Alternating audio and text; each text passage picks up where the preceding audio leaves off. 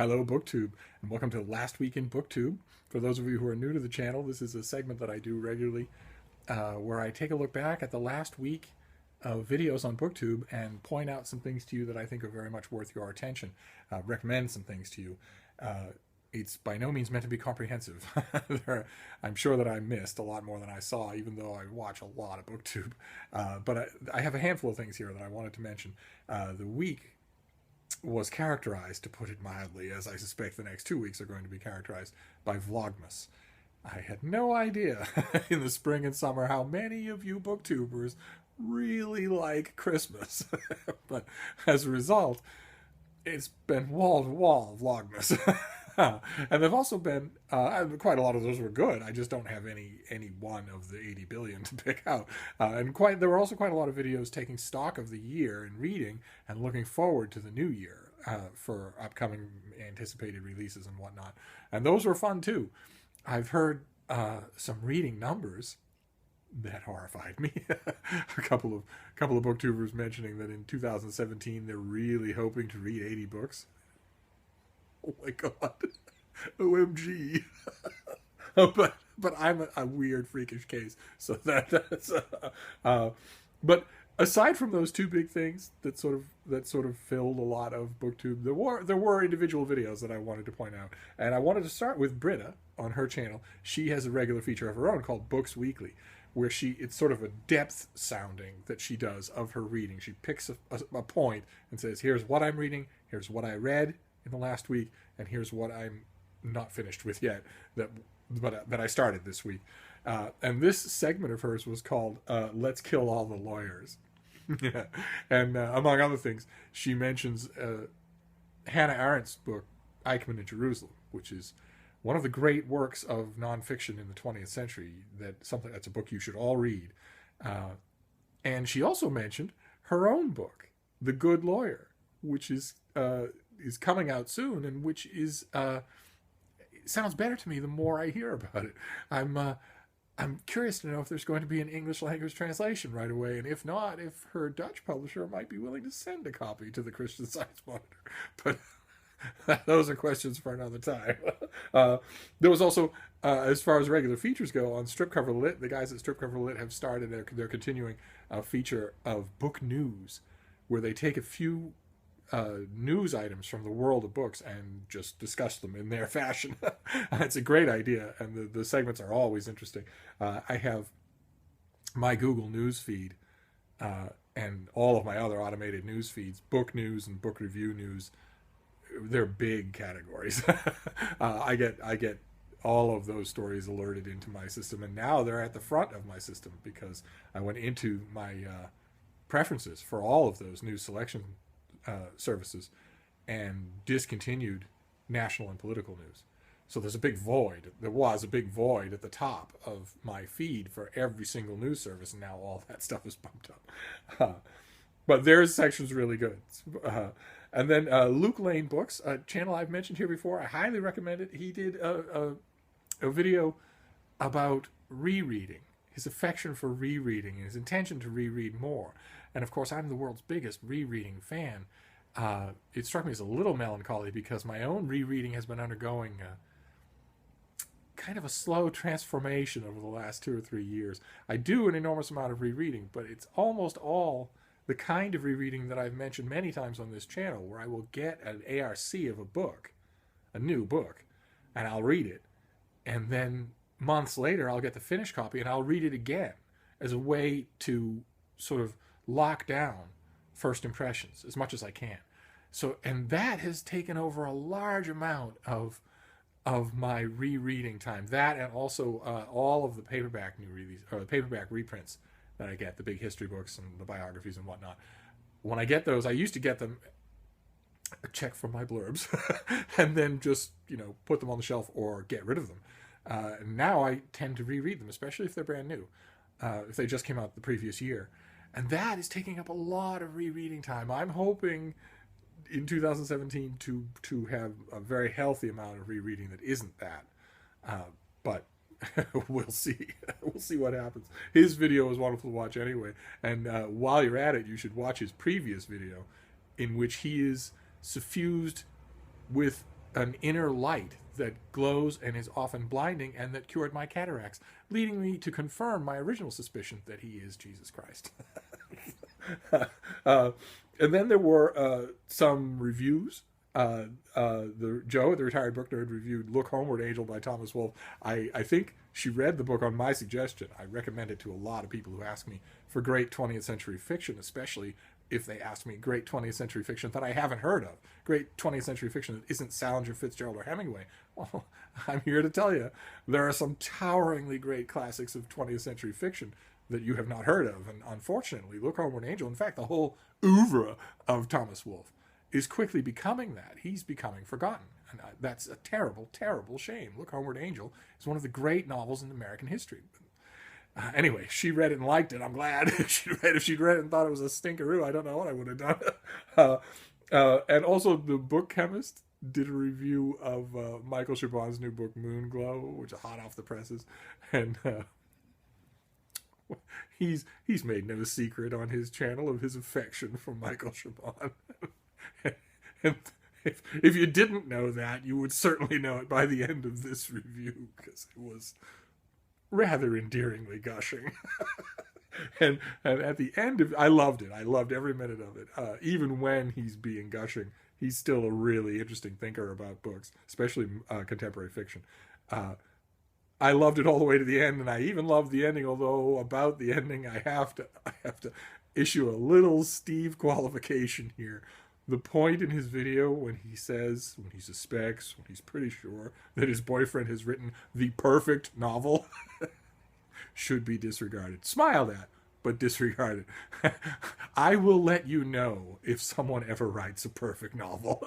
It hasn't happened yet, and that includes Jane Austen. So I guarantee you Michael Chabon didn't do it while drunk off his ass on a transcontinental plane ride. I don't want to throw a bucket on young love. And also, no, it was not a review, but it was closer to the whole trend of videos looking forward to 2017. Megan at the restricted section did a really good video on her reading and BookTube goals for 2017. I loved it, and it really made me want to do one of my own. So I have been taking notes and doing some thinking, and while I've been outside standing in one place with the dogs. I used to always say I've been doing some thinking while I was out on the dog walk, but my girls don't walk anymore. It takes all their energy to get to the end of the driveway, and then we just stand. Still good for thinking. So I'm going to make a separate video of my own, on my own BookTube and reading related goals for 2017. I'll do that soon. Then I want to wrap up with two last things here. First one was Britt's channel, where she mentions videos that have been done by Francina Simone, and there was also one from Maya Good and Cam at Wolfshot Publishing. All of these videos centering on the subject of critical reading. I made a long and lovely, ranting, semi-coherent Grandpa Simpson style video about critical reading, and I can't get it to upload. I don't know why. It's shorter than a lot of videos I upload now. It just won't do it. Maybe the snark factor is just so high it's making my phone malfunction. One way or another, though, I love seeing that the subject of critical reading is starting to make the rounds. I think it should. I think it's very healthy. And the points that are starting to be made about it, Britt makes a point, and she echoes points made by others. The central point starting to be made about it, that you can be a critical reader and still like the things you like. It won't stop you from liking the things you like, no matter how bad they are. And I know whereof I speak, because I love Meg, which has no literary quality whatsoever. The key is the obverse of that.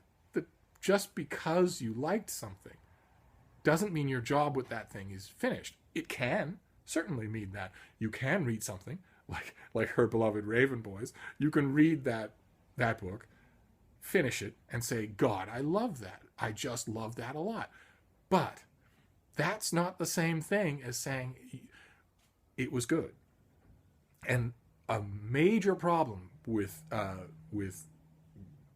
BookTube 1.0, if you want to call it that, and a gigantic problem over on Goodreads, is people thinking those two things are the same thing.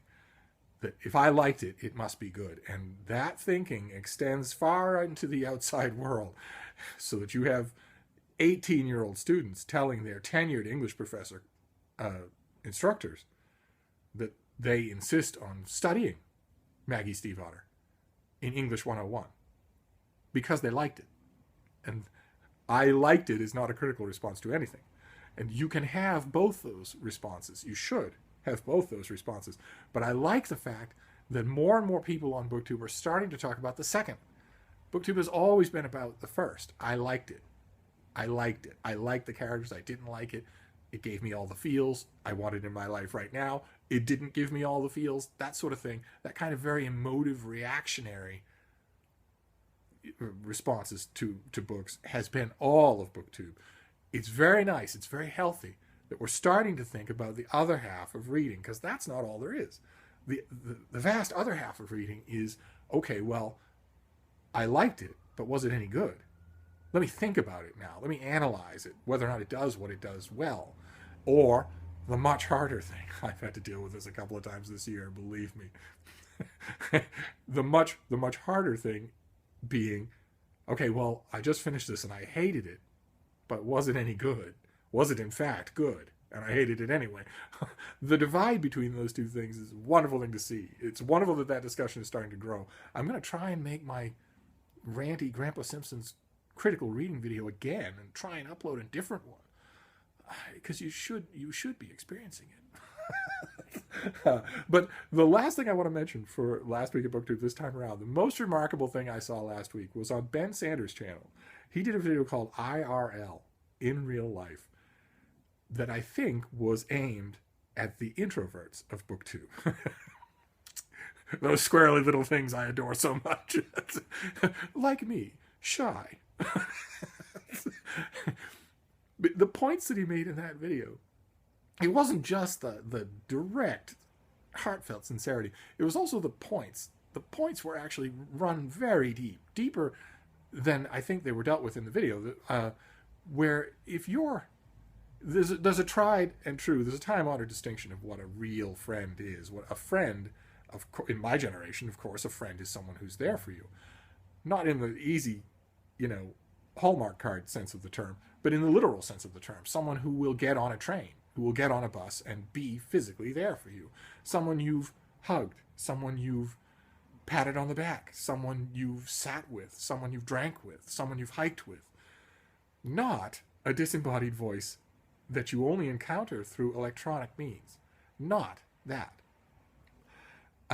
And Ben made it in this video. He makes a great point about how if you're talking to these people 2 or 3 times a week, 2 or 3 times a day, if you're sharing opinions, if you're getting to know each other's lives, the ups and downs of their lives, those are real friends. It's time we stopped thinking about the old way, the way that was instinctive to me, and start thinking about the fact that electronic communication subsumes our entire world. It has a central position in all of our worlds, whether we like it or not. And it's only natural that a lot of the aspects of real friendship will migrate to that aspect of our lives. That's only natural. I loved it. I thought it was incredibly thought-provoking.